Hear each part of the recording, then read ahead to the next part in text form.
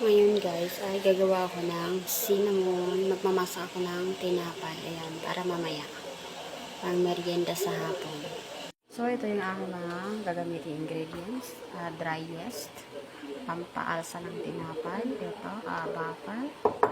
Tapos, salt, asin, tubig. Ayan. So, hinuluan ko siya ng konting mainit na tubig. Maligang-gawa. Tapos, meron kayo dito isang itlog. So, gagamit tayo dito ngayon ng mixer. Ayan. So, ito yung ating unang nilagay ng ingredients. May isa't kalahating kutsara lang. Salt. Itong butter. Tapos nila lang kasi yung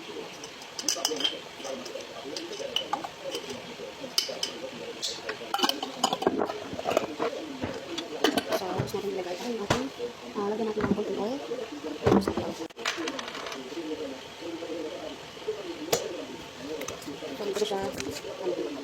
So, mix natin ang ating sugar. Ito natin sugar. At yung egg. So, next ay ito ang ating tubig.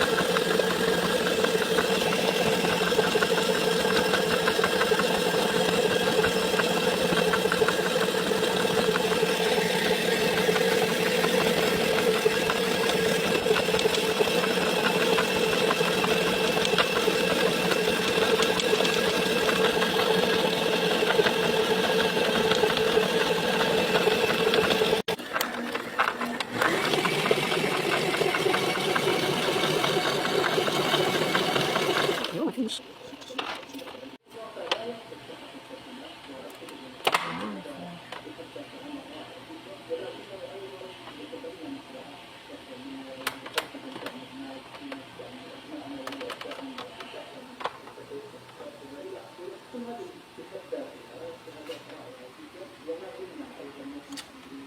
Ayan guys, so ang ganda ng nagawa kong tinapay ay ano yan, na masa.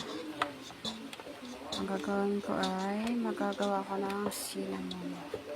Cinnamon na naman ulit. Ayan. So, bababad ko muna siya ng hanggang 30 minutes bago ko siya gawin cinnamon. Ayan. Ayan. Ayan na guys. So, takpan ko lang siya ng gamitin natin ang foil. Takpan natin hanggang 15 or 30 minutes.